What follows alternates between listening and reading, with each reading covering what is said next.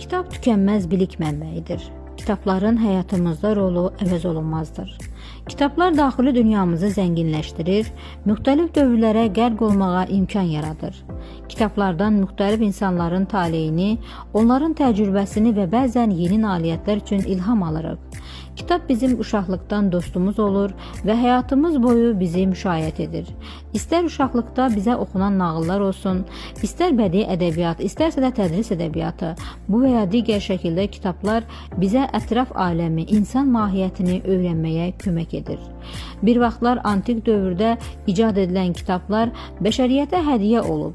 Onlarsız dünyamızı təsəvvür etmək mümkün deyil. Onlarsız biz tamamilə fərqli olardıq. Kitablar bizim sadiq dostlarımız və köməkçilərimizdir. Çətin anlarda nəsihət verə bilir, bizə fərqli düşünməyi öyrədir, hətta bizi keçmişə və ya gələcəyə aparır. Bütün bunlara baxmayaraq, bugün çoxumuzu düşündürən əsas problemlərdən biri də gənclər arasında kitaba, mütaliəyə marağın azalmasıdır. Bu problemin aradan qaldırılmasında kitabxanaların üzərinə böyük iş düşür. Belə ki, kitabxanalar oxucunu mütaliəyə cəlb etmək, onlarda kitablara qarşı maraq yaratmaq üçün müxtəlif təbliğat layihələri həyata keçirirlər. Kitabların təbliği, ümumilikdə oxumağın təşviqi və kitabların daha geniş auditoriyaya çatdırılması məqsədi ilə aparılan fəaliyyətdir. Kitabların təbliği cəmiyyətdə oxumağa maraq yaratmaq, yeni oxucular qazanmaq və ədəbiyyatın inkişafını dəstəkləmək məqsədini güdür. Nərimanov rayon mərkəzləşdirilmiş kitabxana sisteminin əməkdaşları da bu istiqamətdə bir sıra layihələr vasitəsilə fondda mövcud olan və ya yeni daxil olmuş kitabların təbliğini uğurla həyata keçirirlər. Gəlin həmin layihələrlə birgə tanış olaq. Bu layihə çərçivəsində tarixdə baş vermiş hər hansısa önəmli hadisə, dünya və Azərbaycan ədəbiyyatının görkəmli nümayəndələri, tarixi şəxsiyyətlər haqqında kitablar oxuculara virtual sərgi şəklində təqdim edilir.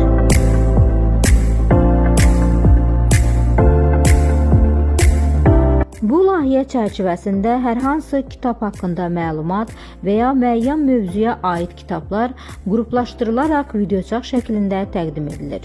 Bu zaman oxucu həm əsərlə yaxından tanış olur, həm də hər hansı mövzuda maraqlandığı kitabları daha asan əldə edir.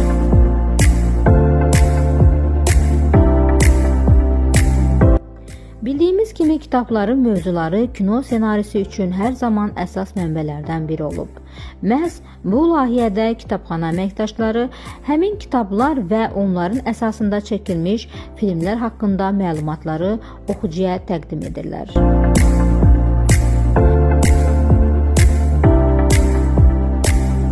Kitablar hər zaman öz qəhrəmanları ilə yaddaşlara həkk olur. Bu qəhrəmanlar oxucunun qəlbində özünə məxsus bir yerə sahib olur. Kitabda baş verən hadisələri sevimli qəhrəmanların dilindən dinləmək isə möcüzəyə bərabərdir. Kitabxanamız bu layihə vasitəsilə həmin möcüzəni reallaşdırmağa çalışıb. Belə ki, əməkdaşlar məşhur əsər qəhrəmanlarının obrazında kitabın mövzusunu oxuculara çatdırırlar. Bununla əlaqədar bir çox videoçarxlar və xüsusilə uşaqlar üçün tədbirlər həyata keçirilir. Bu layihə məktəbli oxucuları nəzərə alaraq hazırlanıb. Belə ki, uşaqların oxuduqları siniflərə uyğun olaraq kitablar seçilərək videoçaq şəklində toplanıb. 1-ci sinifdən 9-cu sinifə qədər olan kitabların ayrıca toplu şəkildə təqdimatı valideynlərə kitab seçimində köməklik göstərib. Qeyd edək ki, burada sadəcə Azərbaycan dilində deyil, xarici dildə olan kitablar da məktəbli oxucuların ixtiyarına verilib.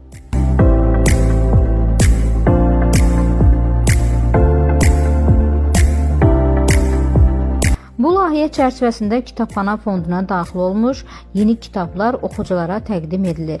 Bu isə oxucuya yeni kitabla daha asan şəkildə tanış olma fürsəti yaradır.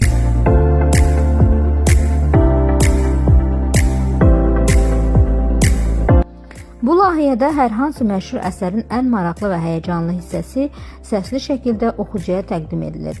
Məqsəd dinləyicidə kitabı oxumağa maraq yaratmaqdır.